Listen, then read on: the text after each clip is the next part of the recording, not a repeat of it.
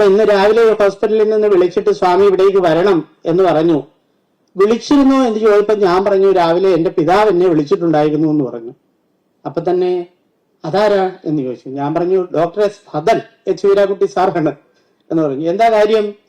അദ്ദേഹമാണ് എന്നെ ഈ ഏത് മദ്യപാനം എന്നുള്ള മാരകരോഗമല്ല, അതുകൊണ്ടുണ്ടാകാവുന്ന ഒരു രോഗമായിരുന്നു ഏത് ലിവർ സിറോസിസ് എന്ന് പറയുന്ന ഒന്ന്. പക്ഷേ എനിക്ക് അങ്ങനെ ഉണ്ടായതല്ല കേട്ടോ. ഞാൻ എന്റെ ജീവിതത്തിൽ ഈ വക ഒരു വസ്തുവും എന്ത് ചെയ്തിട്ടില്ല, ഉപയോഗിച്ചിട്ടുമില്ല, കണ്ടിട്ടുമില്ല, കേട്ടിട്ടുമില്ല എന്ന് വേണം പറയാൻ.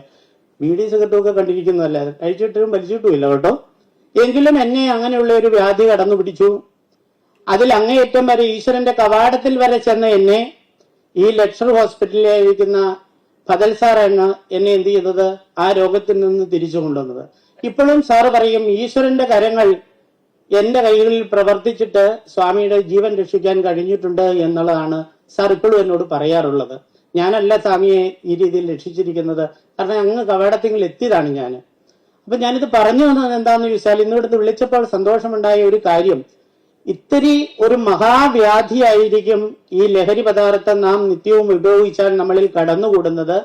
അതിൽ നിന്ന് വിരളമായിരിക്കുന്ന ആൾക്കാർക്ക് മാത്രമേ ഇവിടേക്ക് തിരിച്ചു വരാൻ സാധിക്കൂ എന്ന് നമ്മൾ മനസ്സിലാക്കേണ്ട ഒന്നാണ്.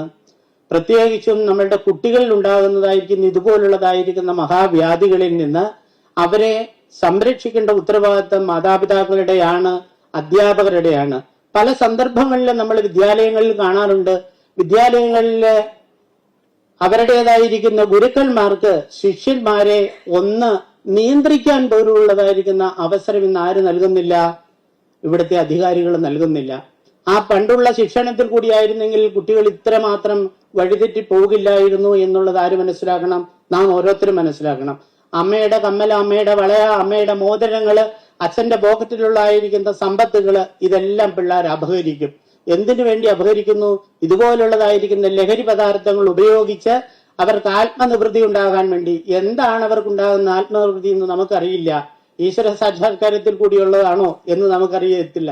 മറിച്ച് സ്വബോധത്തെ നഷ്ടപ്പെട്ടുകൊണ്ട് ഇവിടെ ഇപ്പോൾ ഡോക്ടർ സൂചിപ്പിച്ചിരിക്കുന്നത് പോലെ നാം ഈ രാഷ്ട്രത്തിലെ ഏതോ മഹാവ്യക്തിത്വങ്ങളാണ് എന്നും അതുപോലെ തന്നെ ഈശ്വരന്റെ അനുഭൂതികളാണ് തന്നിൽ ഉണ്ടാകുന്നത് എന്നുള്ളതൊക്കെ ആയിരിക്കുന്ന ബുദ്ധിയുടേതായിരിക്കുന്ന അന്ധതയിൽ കൂടി ഉണ്ടാകുന്നതായിരിക്കുന്ന ആ ബോധമണ്ഡലത്തിൽ കൂടിയാണ് അവർ സഞ്ചരിക്കുന്നത്. അതുപോലുള്ളതായിരിക്കുന്ന വ്യക്തിത്വങ്ങളെ ഈ ഭാരതത്തിൻ്റെതായിരിക്കുന്ന മണ്ണിൽ നിന്ന് തുടച്ചു നീക്കുന്നതിന് വേണ്ടി, അതിനു വേണ്ടിയിട്ടുള്ള ഒരു ശ്രമകരമായിരിക്കുന്ന യജ്ഞമാണ് ശ്രീകണ്ഠൻ നായർ നടത്തിക്കൊണ്ടിരിക്കുന്നത്.